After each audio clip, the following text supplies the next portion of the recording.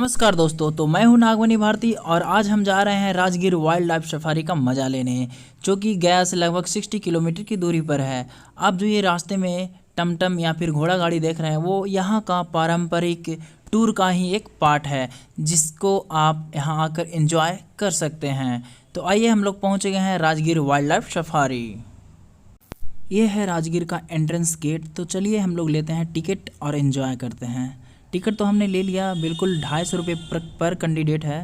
तो आज जो ग्लास ब्रिज होता है वो बिल्कुल बंद है, क्योंकि मौसम कुछ ज़्यादा ही रंगीला हो चुका है, तो बारिश के कारण ग्लास ब्रिज को बंद कर दिया गया है। तो आज हम लोग इसका एंजॉय नहीं कर पाएंगे, किसी और दिन, कोई बात नहीं।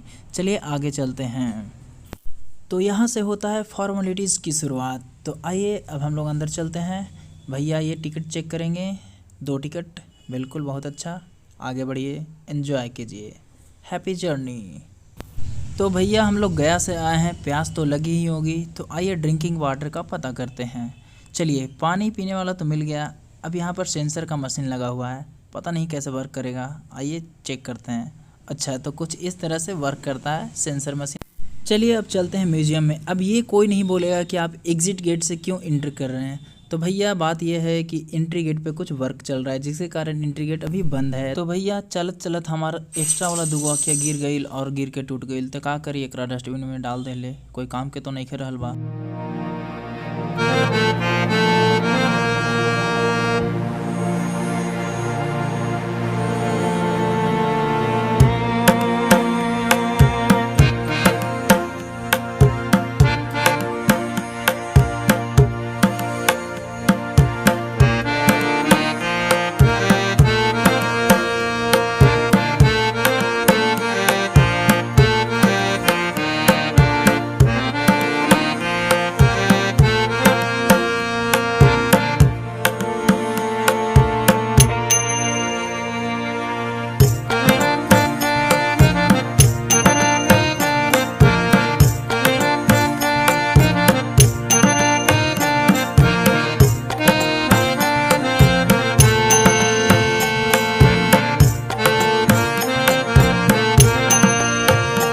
हाँ, तो हम लोगों को सीरियल नंबर मिला है 29 और 30, लेकिन अफसोस अभी भी वेट करना पड़ेगा।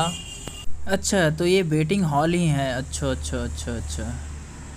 एक्चुअली होता क्या है कि जब पूरी एक गाड़ी को फुल कर लिया जाता है, तो उसके अकॉर्डिंग ही नेक्स्ट गाड़ी को, जिस पे हम लोग घूमते हैं, उसको खोला जाता है। आप पीछे देख सकते हैं, वो सब 4 व्हीलर्स लगे हुए हैं, जिसमें हम लोगों को बैठ करके ट्रैवल करना है। अरे ये क्या, वेटिंग रूम में तो खाने पीने की पूरी फुल व्यवस्था है। तो आइए हम लोग कुछ लेते हैं। एक स्लाइस, बिल्कुल MRP पे मिल गया, यहाँ कोई एक्स्ट्रा प्राइस नहीं। या खाते खाते कुछ और इसमें ला गया। अरे यार, यहाँ तो गर्मा गर्म समोसे विद खट्टा मीठा चटनी। चलिए, तो हम लोग खाते हैं और खाते खाते कुछ सवाल और जवाब। तो बताइए कि जू और जू सफारी में क्या अंतर होता है। सोचिए। चलिए हम बता देते हैं आप लोगों को। तो जू एक ऐसा जगह होता है जहाँ जानवर तो कैद होता है, लेकिन जो मनुष्य यानी कि आदमी जो ट्रैवल के लिए जाता है, वो बिल्कुल खुले में होता है। लेकिन जू सफारी में जस्ट इसका उल्टा होता है। यहाँ पर क्या होता है जू सफारी में, कि जानवर तो खुले में होते हैं, लेकिन जो मनुष्य, जो आदमी ट्रैवल करने के लिए जाता है, वो बिल्कुल कैद होता है एक 4 व्हीलर के अंदर।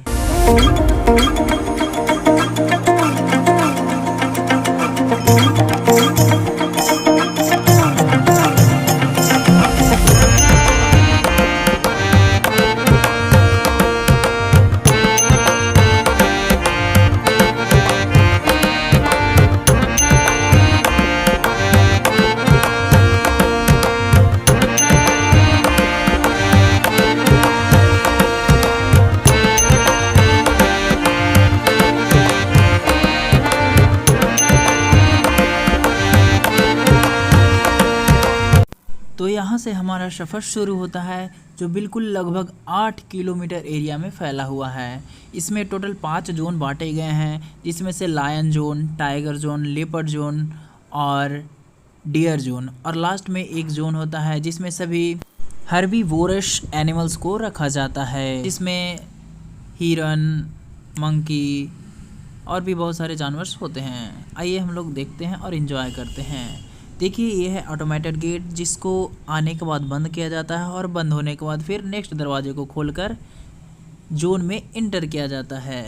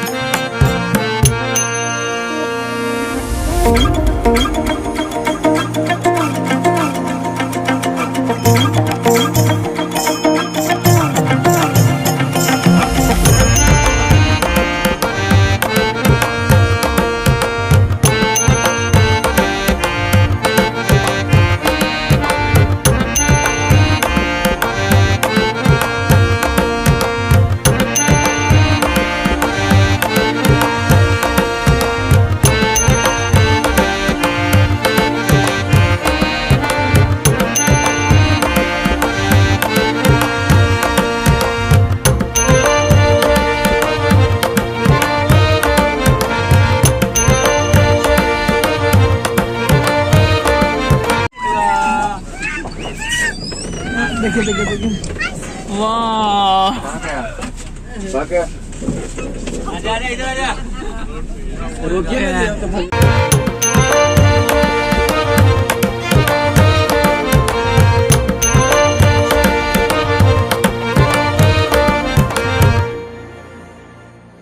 क्या नाम है?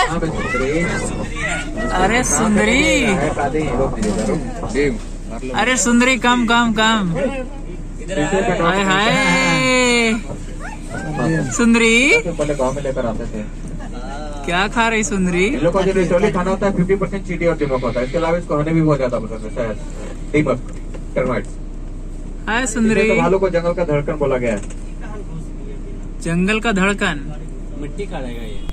बात करते करते जो हमारे गाइड भैया हैं वो टाइगर्स की संख्या बता रहे थे, तो उन्होंने टाइगर्स की संख्या इंडिया में 3167 बताया, जो कि अब ये पुराना हो चुका है आंकड़ा। भैया करंट अफेयर थोड़ी पढ़ते हैं, तो जानकारी के लिए हमने भैया को जानकारी दी कि अभी अपडेटेड टाइगर की संख्या जो कि इंडिया में है वो है 3682 टोटल टाइगर्स इन इंडिया। ये देखिए भालू का आवास स्थल, जहाँ हर रात को यहाँ ऑटोमेटिक खुद से भालू यहाँ आ जाते हैं और यहाँ से खाना खाकर सुबह निकल जाते हैं।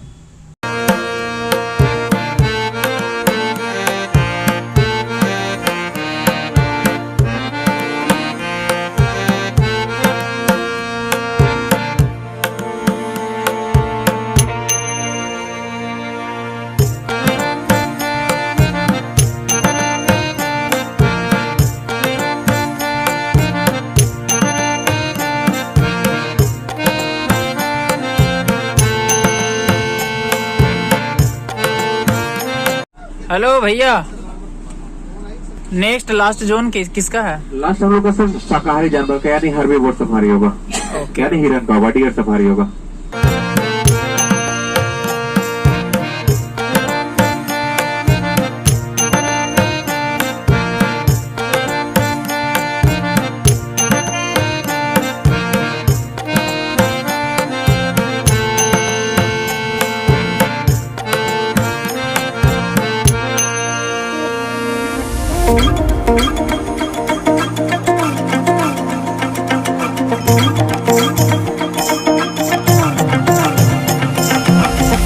तो अब यहाँ से सफारी का टूर ख़त्म होता है।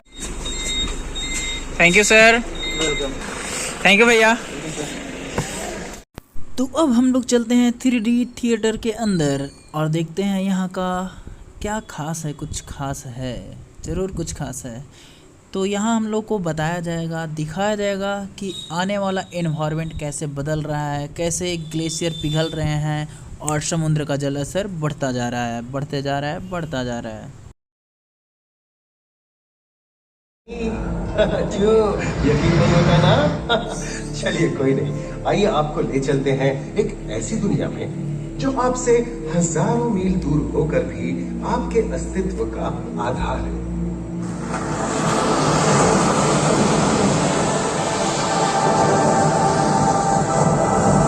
दूर तक फैला हमारे जीवन का केंद्र, जिसका पानी हर देश की जीव एक ही घर में रहते हैं, जैसे मछलियां, mollusc, dolphin, seal, walrus, crustacean, bacteria, समुद्री एनिमोनी और हाँ, ब्लू व्हेल भी, जो पृथ्वी का सबसे बड़ा जीव माना जाता है। और जंतु ही नहीं, इन समुद्रों में पौधों की भी लाखों प्रजातियां पाई जाती हैं।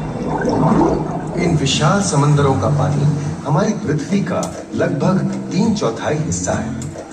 इस धरती पर 5 बड़े महासागर हैं: आर्कटिक, अटलांटिक, हिंद, प्रशांत और दक्षिणी महासागर।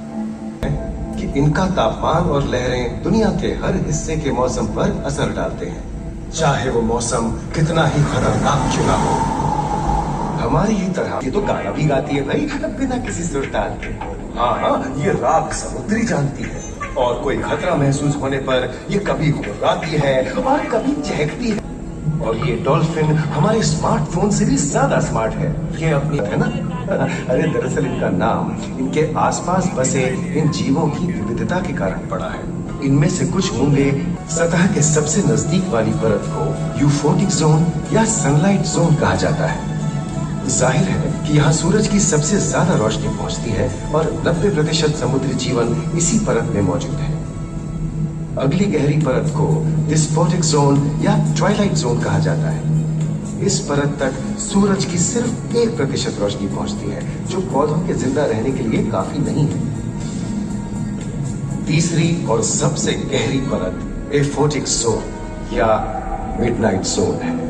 यहाँ सूरज की रोशनी बिल्कुल नहीं पहुंचती। ये परत पूरी तरह से अंधेरी और ठंडी होती है, बिल्कुल किसी हॉरर मूवी के सीन जैसे। ये कई जगह पर इतनी गहरी होती है कि यहाँ आसानी से माउंट एवरेस्ट जैसे ऊंचे पहाड़ भी समा सकते हैं। और इसकी सबसे गहरी जगह है प्रशांत महासागर में मरियाना ट्रेंच। महाद्वीपीय तटों के साथ लगे उथले समुद्री इलाकों तक पहुंचना आसान है, लेकिन ये समुद्र का सिर्फ 10% है। समुद्र की गहराई जितनी बढ़ती जाती है, उतने ही वहां के हैरत अंगेज जीव जिन तक पहुंचना मुश्किल होता जाता है। ये समुद्री जीव पहले तो अपनी खूबसूरती से आपको छलते हैं और फिर अचानक एक खतरनाक रूप ले लेते हैं, जिनसे बचना मुश्किल ही नहीं, नामुमकिन है। और ये क्या, अचानक ये रोशनी कहां से आई? ओहो, ये तो जेलीफिश का झुंड है, जिनकी रोशनी एकदम डिस्को लाइट की तरह लगती है। वाह, ये हुई ना बात। अब सभी बड़ी छोटी मछलियां इन चमचमाती डिस्को लाइट को देखकर पार्टी करने आएंगी। और फिर यही रोशनी उन्हें बेरहमी से दबोचकर उनका शिकार करके अंधेरे में वापस गायब हो जाएंगी। लेकिन सभी शिकारियों को छलावे से लुभाना नहीं पड़ता। सबसे घातक शिकारियों में से है शार्क, जैसे ग्रेट व्हाइट और टाइगर शार्क। शार्क आमतौर पर सूरज ढलने के बाद अंधेरे में शिकार पे निकलती है, समुद्री जीवों का यमराज बनकर। आज तक शार्क की 500 से ज्यादा प्रजातियों का पता चल चुका है। ये हर तरह के खुले महासागरों में, मूंगे की चट्टानों में, आर्कटिक की बर्फ के नीचे और समुद्र की अंधेरी गहराइयों में पाई जाती है। और ये है समुद्री घोड़ा, जो तबड़क तबड़क नहीं, छप छप छप छप करता है, यानी दौड़ता नहीं, तैरता है। हमने इन समुद्रों के बारे में बहुत कुछ जाना है, पर अभी भी बहुत कुछ जानना बाकी है। ये सागर गहरे और विशाल, ठंडे और अंधेरे में डूबे होते हैं। इन गहराइयों में पनपने वाली 17,000 से अधिक प्रजातियां मानो किसी कल्पना से कम नहीं है। किसी खूबसूरत एंजल की तरह दिखने वाले जीवों के साथ साथ न जाने और क्या क्या देखने को मिले।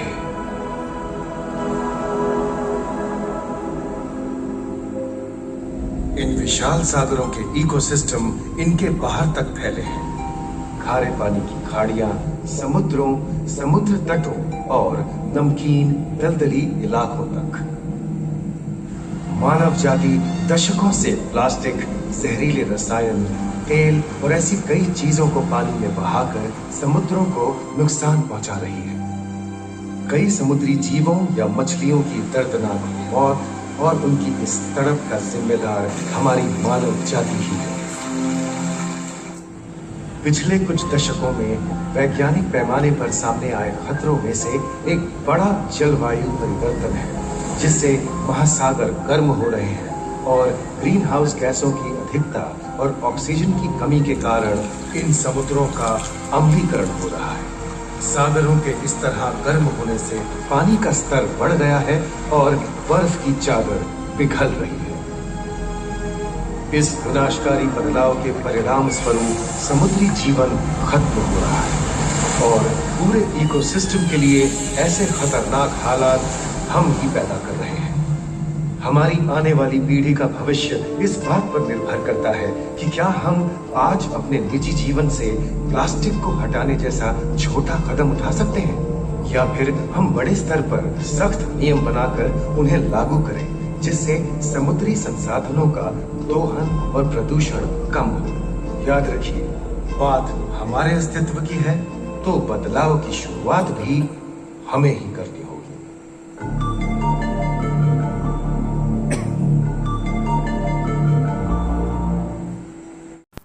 चलिए तो चलते हैं फिर से एक बार म्यूजियम का एंट्री गेट से, क्योंकि इस बार एंट्री गेट खुल चुका है।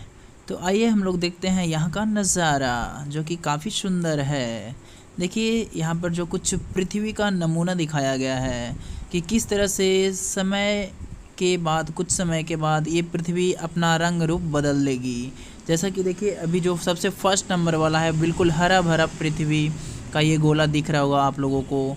लेकिन जैसे जैसे कुछ समय बीत रहा है, समय के पश्चात पृथ्वी के रंग रूप में, स्ट्रक्चर में परिवर्तन हो रहा है। अभी प्रेजेंट का अर्थ ये आप लोग देख पा रहे हैं, बिल्कुल हरा भरा ब्लू ग्रीन येलो कलर का। लेकिन उससे कुछ इरा के बाद इसमें 240 मिलियन के बाद कुछ ऐसा हो जाएगा, फिर 400 मिलियन के बाद कुछ ऐसा हो जाएगा, और ये 750 मिलियन ईयर्स के बाद ऐसा हो जाएगा। तो देख रहे हैं आप कैसे इन्वायरमेंट हम लोग इसको चेंज कर रहे हैं, बदल रहे हैं, पर्यावरण को दूषित कर रहे हैं, जिससे इसका इफ़ेक्ट पूरे पृथ्वी पे पड़ रहा है। आइए आगे देखते हैं यहाँ का कुछ खास दृश्य, किस तरह से मनुष्य बना। सबसे पहले बंदर आया, बंदर के बाद बंदर से मतलब चेंज होते होते होते होते एक मनुष्य का किस तरह से निर्माण हुआ, इसको पूरा स्ट्रक्चर के माध्यम से, डमी के माध्यम से यहाँ पर दिखाया गया है। आइए आगे देखते हैं कुछ जानवर जो कि राजगीर वाइल्ड लाइफ सफारी में मौजूद है, उसके बारे में दिखाया गया है। तो यहाँ पर आप देख पा रहे हैं टाइगर, लायन, बहुत सारी लायन हैं, अलग अलग प्रजातियों का टाइगर्स, ये सब का डमी यहाँ पे दिखाया गया है। भालू, डियर, बियर, हिरन, अलग अलग प्रजातियों का यहाँ पे हिरन को डमी के माध्यम से दिखाया गया है। चलिए तो अब विदा लेते हैं लास्ट एक सेल्फी के साथ। Tata, bye bye, take care और जुड़े रहें हमारे चैनल न्यू एरा नॉलेज के साथ।